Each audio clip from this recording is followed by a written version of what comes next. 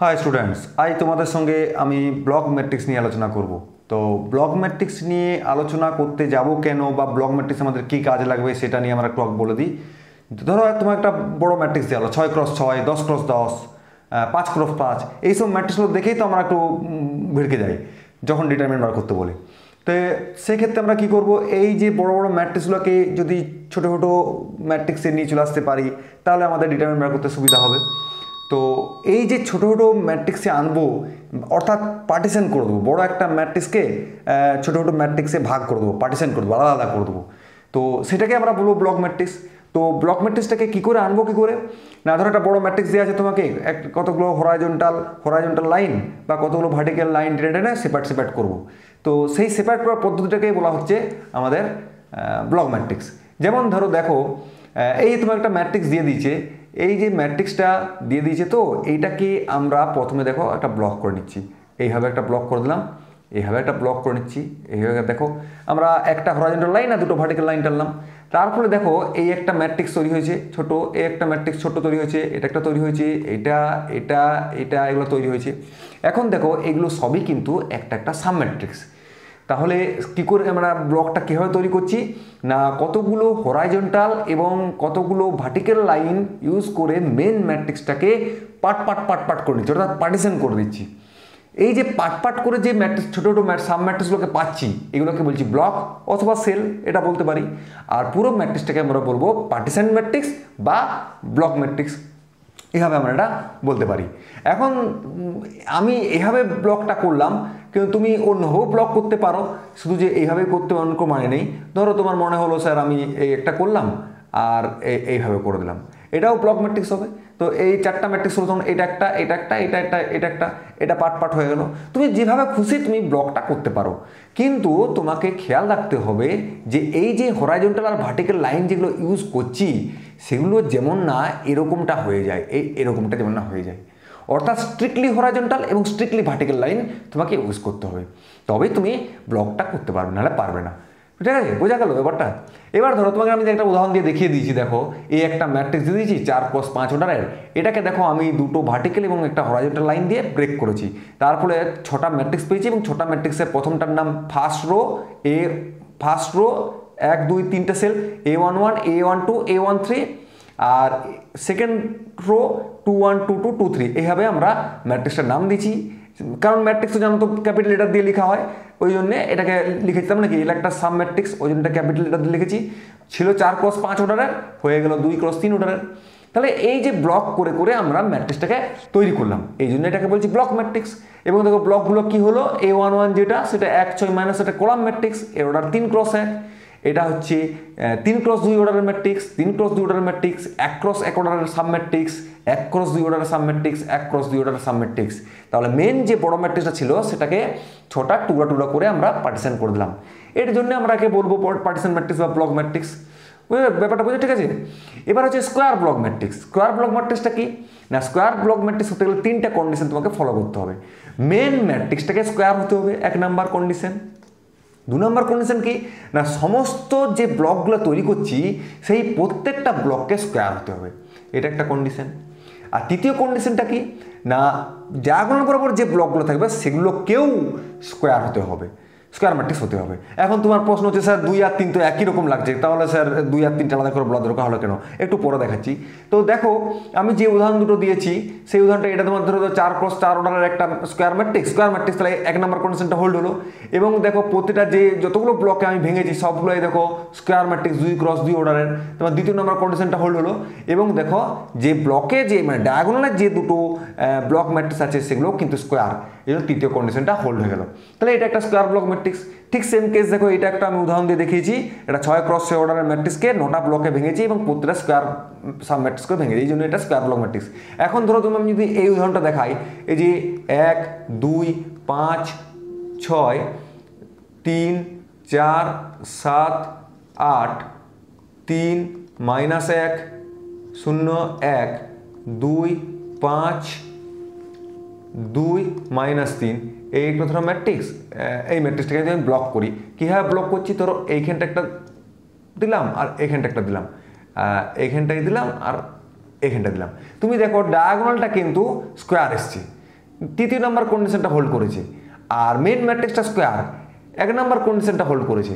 কিন্তু বাকি যে কতগুলো আমাদের আছে, সেল আছে, ওটা ব্লক আছে, সেগুলো কিন্তু স্কোয়ার নয়, তার 2 নাম্বার কন্ডিশনটা হোল্ড করলো না। মানে 2 আর 3, যে 2 বললে 3 বলা হয়েছে ঠিক কোথায়, কিন্তু কখনো কখনো 3 নাম্বারটা হোল্ড করছে, 1 নাম্বারটা হোল্ড করছে, 2 নাম্বারটা হোল্ড করছে না, এই জন্যে এটা স্কোয়ার ব্লক ম্যাট্রিক্স হলো না। ক্লিয়ার ব্যাপারটা? এখন দেখো ব্লক ডায়াগোনাল ম্যাট্রিক্স। আমরা রেগুলার ম্যাট্রিক্সের ক্ষেত্রে ডায়াগোনাল ম্যাট্রিক্সটা কি জানতাম, যে মেন ডায়াগোনাল বরাবর এলিমেন্ট থাকবে, বাকি সমস্ত এলিমেন্টগুলো জিরো ম্যাট্রিক্স, জিরো এলিমেন্ট হবে। ঠিক ব্লক ডায়াগোনাল ম্যাট্রিক্সের ক্ষেত্রে সেম কেস হবে। তো এখানে কি হবে, মেন ডায়াগোনাল বরাবর যে ব্লকগুলো পাবো সেগুলো এলিমেন্ট থাকবে, মানে সাব ম্যাট্রিক্স হবে, মানে নন জিরো ম্যাট্রিক্স হবে। আর বাকি যে মেন ডায়াগোনালের নন ডায়াগোনাল এলিমেন্ট যেগুলো, সেগুলো তোমার জিরো ম্যাট্রিক্স হতে হবে। যেমন ধরো এখানে একটা 4 অর্ডারের একটা ম্যাট্রিক্স নিয়েছি, দেখো এই যে ডায়াগোনাল বরাবর কি পাচ্ছি, এই একটা ম্যাট্রিক্স পাচ্ছি আর এই একটা ম্যাট্রিক্স পাচ্ছি, এগুলো স্কোয়ার ম্যাট্রিক্স।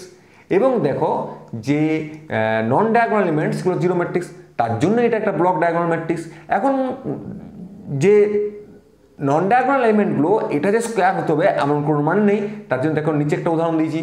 ব্লক ডায়াগোনাল অর্থাৎ ডায়াগোনাল বরাবর যে ব্লকগুলো সেগুলো স্কোয়ার, কিন্তু দেখো নন ডায়াগোনাল এলিমেন্টগুলো কিন্তু স্কোয়ার নাও হতে পারে। এটা একটা উদাহরণ দিয়ে আমি ব্যাপারটা বোঝালাম। এখন দেখো ব্লক ট্রায়াঙ্গুলার ম্যাট্রিক্স। আমরা ট্রায়াঙ্গুলার ম্যাট্রিক্স বলতে কি বুঝি, রেগুলার ম্যাট্রিক্সের ক্ষেত্রে আপার ট্রায়াঙ্গুলার, লোয়ার ট্রায়াঙ্গুলার।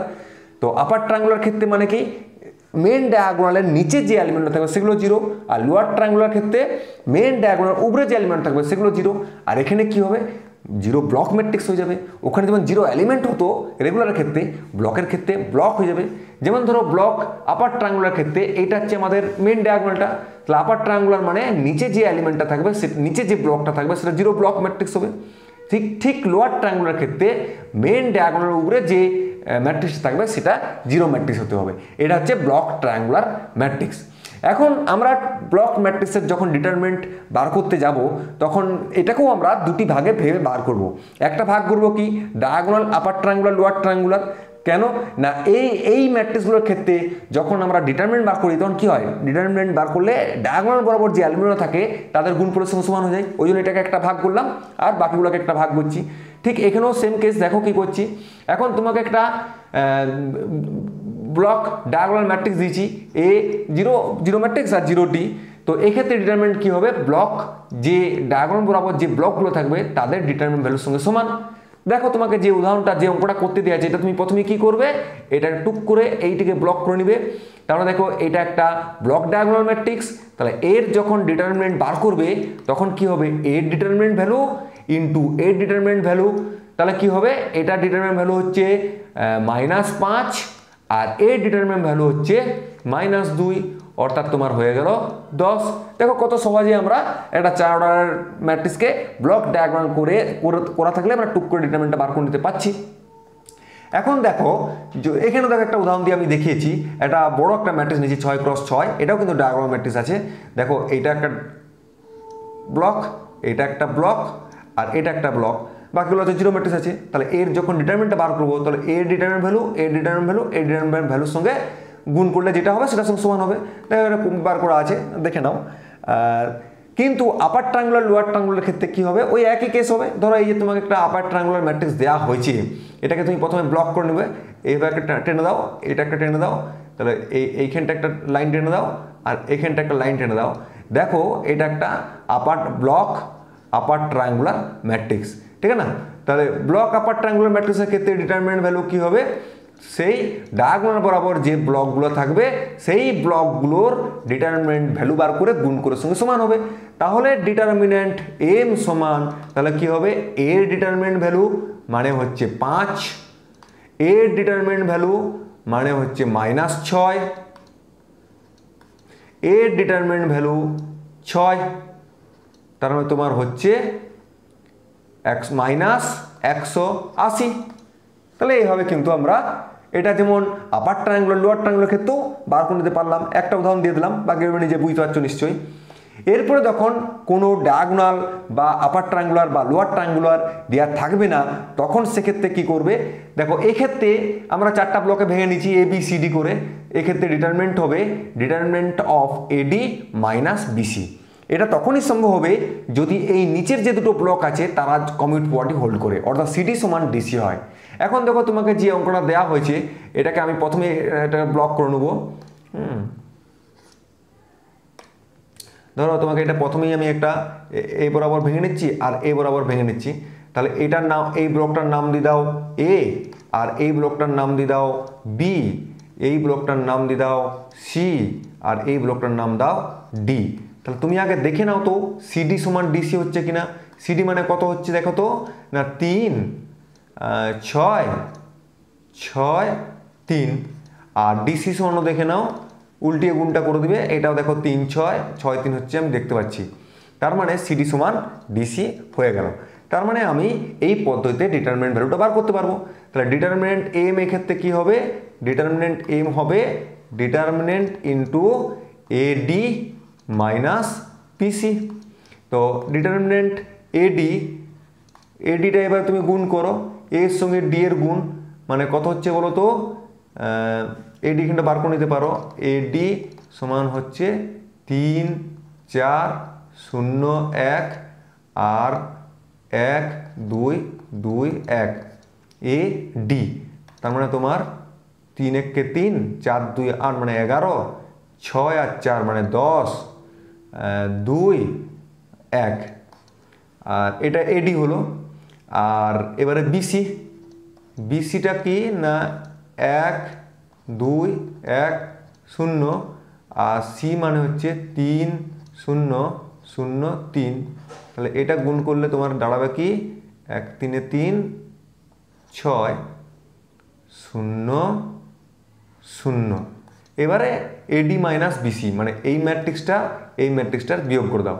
11 মাইনাস 3 মানে 8, 10 মাইনাস 6 মানে হচ্ছে 4, 2 মাইনাস 0 মানে হচ্ছে 2, 1 মাইনাস 0 1।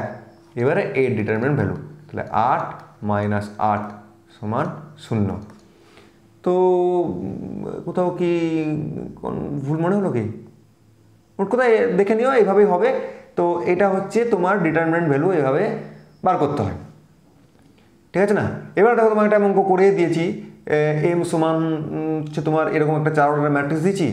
তো এটা নিয়ে নেবে এ, এটা নিয়ে নেবে বি, একটু দাঁড়াও 1 মিনিট। তো এইটা নিয়ে নেবে এ, এটা নিয়ে নেবে বি, এটা নিয়ে নেবে সি, এটা নিয়ে নেবে ডি। হ্যাঁ, এবার দেখো এখানে সি যেটা আছে সেটা ইউনিট ম্যাট্রিক্স, তার মানে সিডি সমান ডিসি ইজিলি হয়ে যাবে। তাহলে ডিটারমিনেন্ট এম মানে কি হবে, determinant AD minus determinant BC. দেখ গুণগুলো করে আমরা বার করে নিয়েছি। এভাবে কিন্তু আমরা যখন তোমার ডায়াগোনাল থাকবে না বা আপার বা লোয়ার থাকবে না, তখন এভাবে কিন্তু ডিটারমিনেন্টটা বার করে নিতে পারবো। এভাবে তুমি যত বড় অর্ডারে থাকুক না কেন, ধরো যদি ডায়াগোনাল না থাকে সেক্ষেত্রে কী করবে, বা এটা ইউনিট যদি না থাকে, যদি ইউনিট ম্যাট্রিক্স থাকে তাহলে তুমি যদি মানে সেভাবে ব্লক টানার চেষ্টা করবে, ইউনিট ম্যাট্রিক্স থাকে বা ডায়াগোনাল বা আপার বা লোয়ার ট্রায়াঙ্গুলার থাকে। যদি না থাকে তুমি অপারেশন প্রয়োগ করে আপার ট্রায়াঙ্গুলার নিয়ে চলে আসবে, তারপরে তুমি ডায়াগোনাল ব্লক করে নিয়ে সেইভাবে বার করে নিতে পারবে। তাহলে ধরো 6 × 6 এমনিতে বার করতে অসম্ভব ব্যাপার হয়ে দাঁড়াবে তোমার কাছে, কিন্তু যদি 2-3টা অপারেশন প্রয়োগ করলেই তোমার চলে আসবে ডায়াগোনাল ম্যাট্রিক্সে, আপার ট্রায়াঙ্গুলার ম্যাট্রিক্সে, তখন তুমি ডিটারমিনেন্টটা বার করতে পারবে, খুব ইজিলি বেরিয়ে যাবে। এই জন্যে ব্লক ম্যাট্রিক্সটা খুব ইম্পর্ট্যান্ট। সহজে ডিটারমিনেন্ট ভ্যালু কোনো কম্পিটিশন পরীক্ষা, এসএসসি পিএসসি বা জ্যাম বা এরকম কিছু পরীক্ষা এরকম তোমাকে বড় ম্যাট্রিক্স দেবে, বলবে ডিটারমিনেন্ট বার করো। বেশ করে তো গেটে এই পরীক্ষাটায় আসেই এই ধরনের একটা বড় বড় ম্যাট্রিক্স দেয়, ডিটারমিনেন্ট ভ্যালু কত, সিম্পলি এই ধরনের অঙ্কলাই দিয়ে দেয় ডিটারমিনেন্ট ভ্যালুটা কত।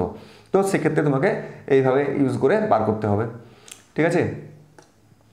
ঠিক আছে, শেষ পর্যন্ত দেখার জন্য ধন্যবাদ। পরের ভিডিওতে খুব শীঘ্রই দেখা হচ্ছে, টাটা।